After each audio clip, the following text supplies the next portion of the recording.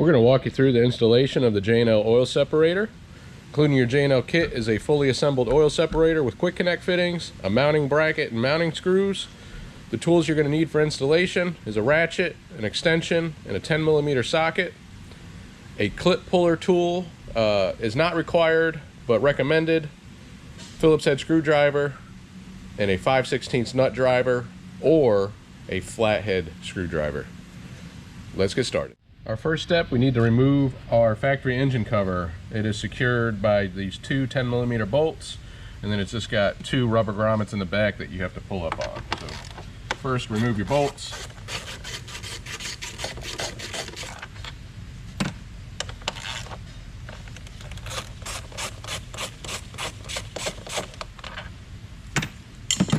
And you're going to lift up and lift up on the back. Now our factory PCV line is this line that's running underneath this portion of the intake. So that's the intake connection, and if you follow that back, you should be able to see the connection there on the valve cover. This installation could be done without removing this section of this air box. For the sake of this video and the visibility, I'm going to remove this because it's only one bolt and a clamp. It's rather easy to get off, and it's going to give us a lot more room to work. Now, to remove this section of the air box, we need to loosen this clamp here, our nut driver or flathead screwdriver. We're going to loosen that up. There's a 10mm bolt right here. It comes out.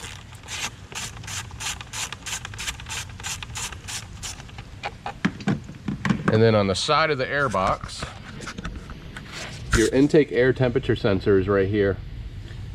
I actually recommend removing this completely from the box because that is fragile. So all to do to remove it is you just grab it and twist it towards the front of the vehicle. It's just a quarter turn and it will pull right out. And we're going to leave that safely in the engine bay. And then if you see this harness connection clip, we're going to pull this out, but we'll pull that out once we get the box further up. So to get this box up, there's no clamp at the throttle body. It's just a pressure fit there. But we're going to pull our tube off here. I'm going to push it off of the throttle body. And then there's, actually it already popped out, this little ball stud. There's a rubber grommet that it sits in. Same thing, just like the valve cover, or the engine cover. You pull up and that's gonna get that right off of that stud. And then we just need to get this out of the vehicle. So we're gonna pull it up.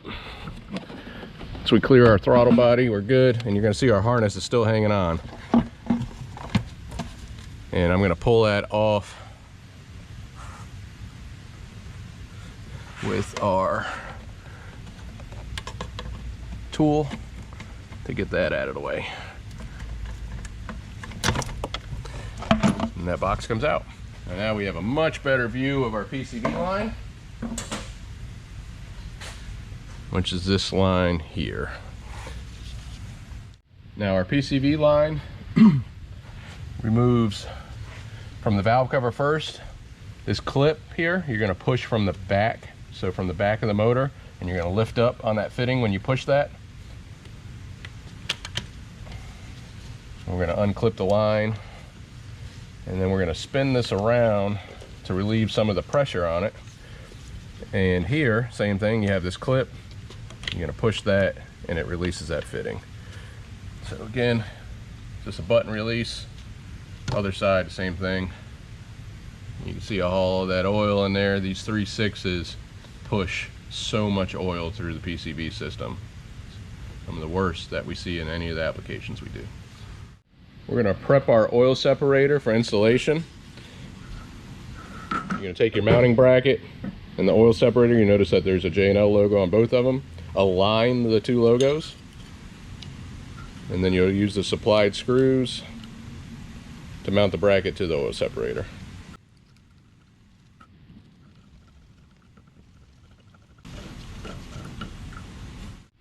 The mounting location for our oil separator is going to be off this 10mm bolt off the coolant expansion tank. So we need to remove that bolt first. It's a little tight here on this wiper cowl, so get it out most of the way with your socket, and then unscrew the rest by hand. I'm going to grab our J&L assembly, and we're just going to sit this into place. These hoses you can route over top of this canister here for now.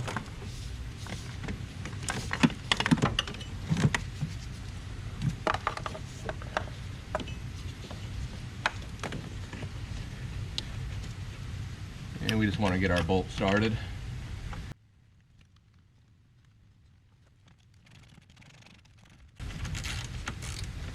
And we're not going to tighten that all the way up yet because we're going to want to adjust this for ideal fitment. All right, so we have a short hose and a long hose. Our long hose is going to go to our intake connection. The short hose is going to go to the PCV. So let's connect our long hose first.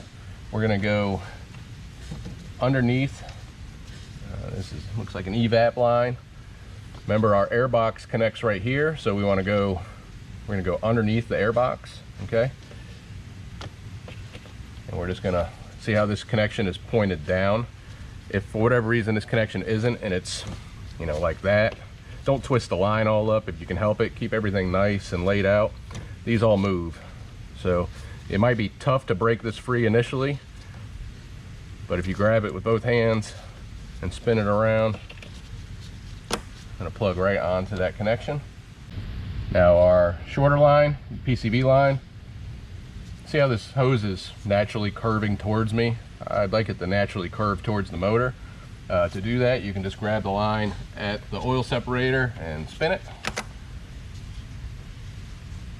And then we're going to route this line behind this same hard plastic line. And it's going to make that connection right onto that PCV. You heard that click. Our connections have a push button just like the factory ones. It even says push on it. So if you ever need to remove this, you push the connection in and it releases. You hear a nice little snap right into place letting you know it's engaged. So that connects our hoses. Now we just need to reinstall our air box, our engine cover, and secure the catch can. So we want to get our air box back into place. Feed that past the throttle body.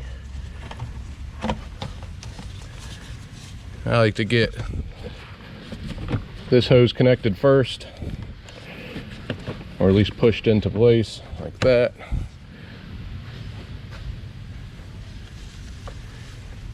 And then get it pushed onto the throttle body. So like so. And then onto this ball stud.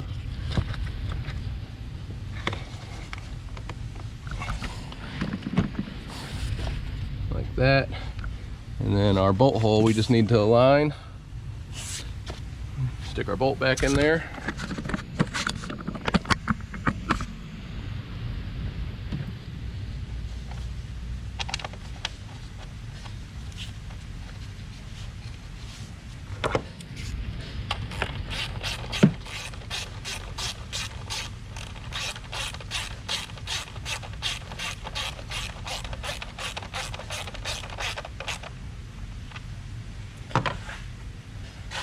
Tighten up our hose clamp.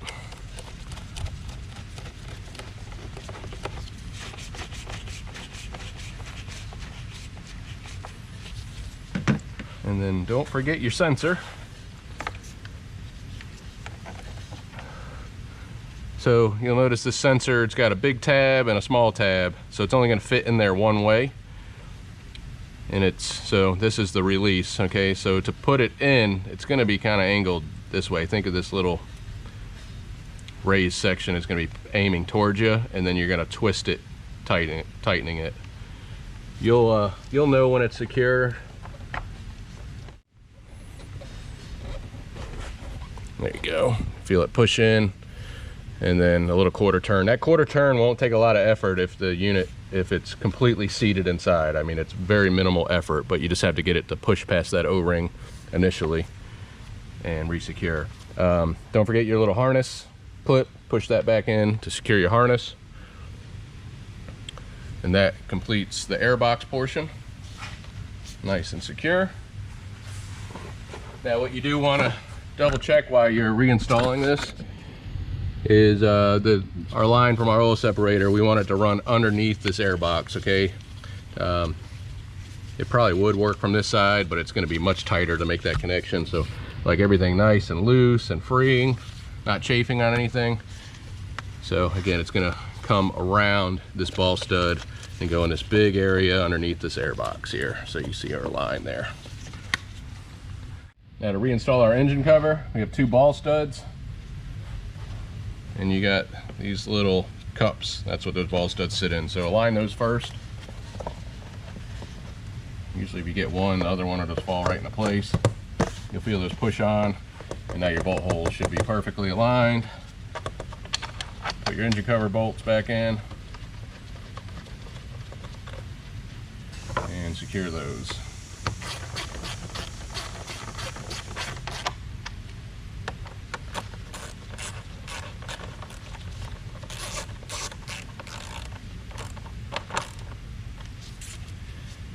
And lastly, we want to check and tighten our oil separator assembly. So this, if you're running the can as it comes, which is just this 3-ounce container, you can have this just about anywhere. Just make sure that your hoses aren't rubbing on anything, and just secure your bolt. And that's that. Now, this oil separator is compatible with our extension, which doubles the capacity of this. So these 3.6s move a lot of oil through their PCV system. So it's not uncommon to fill this oil separator on a 3.6 in about 1,500 miles, 2,000 miles, which is about double what any other vehicle does. So I would, if you daily drive this, which I'm gonna imagine most of these are daily drivers for you, to go ahead and get the extension. This doubles the capacity of the oil separator and is going to buy you more time without having to service the can as often. So this is where that bracket location is going to really matter if you have the extension. One, you see how mine right now is touching this reservoir, so we don't really want that. And then this evap hose that's on this other side, we don't really want it touching that either. So I just need to slide this over a smidge and retighten it. We just need an air gap there. And that's how it would fit with your extension. So plenty of room for that. Very easy to get to service this. No big deal. Our lines are nice and free back there. So keep an eye on this. I would actually suggest, after you install this, to check it after 500 miles, and that's going to give you an idea of how frequently you're going to have to service yours. Again, it's not uncommon to see an ounce, even an ounce of oil at 1,000 miles. So just keep an eye on it. This extension could be added at any time. So even if you want to add it at a later date and see how yours goes, that's something you can do. So, but we appreciate you watching. Pretty easy one once you get the airbox out of the way. If you have any questions, reach out to us, and we'll see you on the next one.